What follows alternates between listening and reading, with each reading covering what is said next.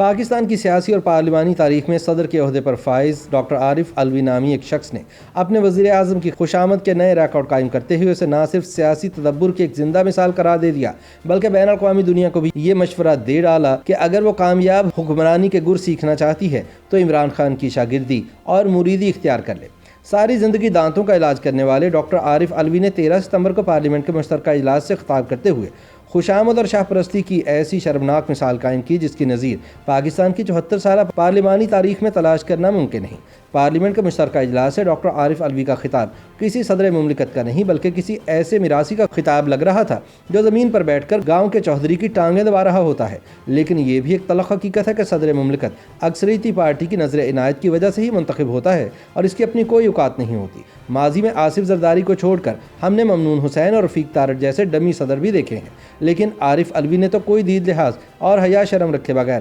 وزیر اعظم کی خوشامد کے اگلے پچھلے سارے ریکارڈ توڑ ڈالے۔ ناقدین کا کہنا ہے کہ صدر کے آئینی عہدے کی تقریم کا تقاضا تھا کہ ڈاکٹر عارف علوی تھوڑی بہت غیر جانبداری برتتے اور سرتبہ خوشامد بننے کی بجائے ایک متوازن اور باوقار طرز بیان کے ذریعے سیاسی وابستگی سے قطع نظر تمام طبقہ ہائے فکر کو یہ احساس دلاتے کہ صدر بننے کے بعد ان کا کسی ایک سیاسی جماعت سے تعلق محض رسمی ہے اور وہ بنیادی طور پر ریاست اور اس میں آباد باشندوں کے مفادات کے سرپرست ہیں۔ لیکن افسوس کہ صدر مملکت ڈاکٹر عارف علوی کی تقریر کسی ایک بھی پارلیمانی اصول پر پورا نہیں اتری۔ معروف لکھاری مجاہد علی صدارتی خطاب پر تنقید کرتے ہوئے کہتے ہیں کہ پارلیمانی جمہوریت میں بلا شبہ یہ بھی روایت کا حصہ ہے کہ صدر مملکت اپنی سالانہ تقریر میں وہی اعداد و شمار پیش کرتا ہے جو حکومت اسے فراہم کرتی ہے اور انہی کامیابیوں کا راگ الاپتا ہے جس کی تفصیلات اسے وزیر اعظم ہاؤس سے فراہم ہوتی ہیں۔ تاہم پارلیمنٹ کے سب ارکان اور عوام یکساں طور سے صدر مملکت کی ان آئینی حدود و مجبوریوں کو سمجھتے ہیں۔ صدر کی تقریر میں کامیابیوں کی تفصیل کو حکومت کا اعلامیہ مانا جاتا ہے۔ اسی حوالے سے اس پر جب تنقید کی جاتی ہے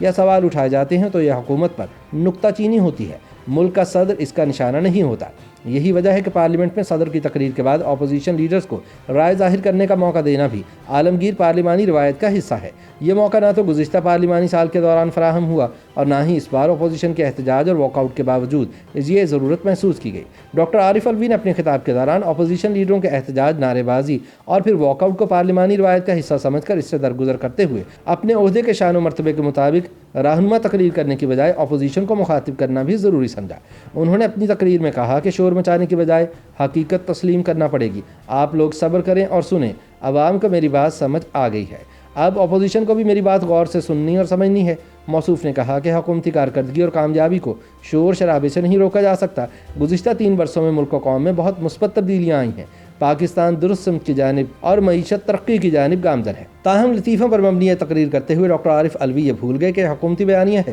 جسے انہوں نے فریق بن کر اور اپوزیشن سے براہ راست مخاطب ہو کر اپنی ذاتی رائے میں تبدیل کر دیا۔ اسی طرح انہوں نے ایک ایسے آئینی عہدے کو متنازع اور جانبدار بنایا جسے پوری قوم کا نمائندہ ہونا چاہیے۔ ناقدین کا کہنا ہے کہ اپوزیشن کے احتجاج پر ڈاکٹر عارف علوی کی جانب سے اپوزیشن کی سرزنش تب تو قابل فہم ہوتی جب وہ حکومت کو بھی مشورہ دیتے کہ اسے اپوزیشن کو سرے سے مسترد کرنے اور دیوار سے لگانے کی بجائے دانشمندانہ طرز عمل اختیار کرنا چاہیے تاکہ ملک میں افہام و تفہیم کا صحت مند ماحول پیدا ہو سکے۔ ڈاکٹر عارف علوی کو اصولی طور پر اپوزیشن کے اس مطالبے کی حمایت کرنی چاہیے تھی کہ صدر کی تقریر چونکہ سرکاری پالیسی کا بیان ہوتا ہے اور اس میں وہی خوشنما تصویر پیش کی جاتی ہے جو حکمراں جماعت عوام کو دکھانا چاہتی ہے، اس لیے مشترکہ اجلاس کو ملتوی کرنے کی بجائے صدارتی تقریر کے بعد قائد ایوان اور اپوزیشن لیڈرز کو بھی اپنے خیالات کا موقع دیا جائے تاکہ ملک میں دوسرے کی رائے کا احترام کرنے کی روایت راسخ ہو سکے۔ لیکن ڈاکٹر عارف علوی اس حوالے سے صرف یہ خواہش ظاہر کر کے آگے بڑھ گئے کہ ہمیں ایک دوسرے کی رائے کا احترام کرنا چاہیے۔ سوال تو یہ ہے کہ جب کسی سطح پر رائے کا موقع دینے سے ہی انکار کیا جائے گا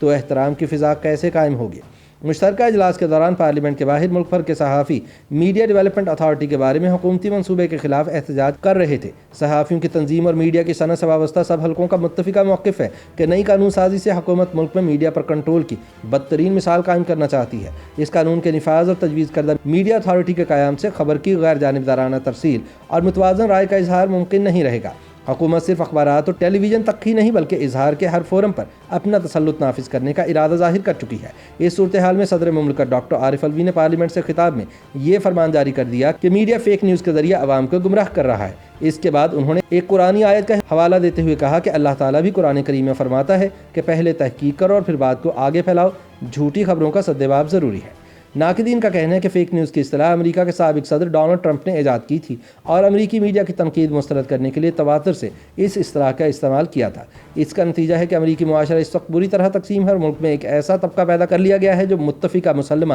اور قانونی دائرہ کار میں ہونے والے انتخابات کے بارے میں بھی شبہات کا اظہار کر رہا ہے یا امریکی کانگریس پر متشدد حملے کو جائز جمہوری طریقہ قرار دینے کی کوشش کی جاتی ہے۔ اب یہ اصطلاح بھارتی پروپیگنڈا کے تناظر میں پاکستان میں متعارف کروائی گئی ہے اور اسے 5th جنریشن یا ہائبرڈ وارفیئر کا نام دے کر ہمہ قسم اظہار کو فلٹر کرنے اور سرکاری نقطہ نظر سے متصادم یا برعکس کسی بھی رائے کے بارے میں شبہ پیدا کرنے کے مقصد سے استعمال کیا جانے لگا ہے۔ چنانچہ صدر مملکت ڈاکٹر عارف علوی نے اس اصطلاح کو استعمال کر کے نہ صرف ملکی صحافیوں اور میڈیا کے اداروں کے احتجاج کو مسترد کیا بلکہ سینسرشپ اور کنٹرول کی سرکاری حکمت عملی کی تائید کا افسوسناک جرم بھی کیا۔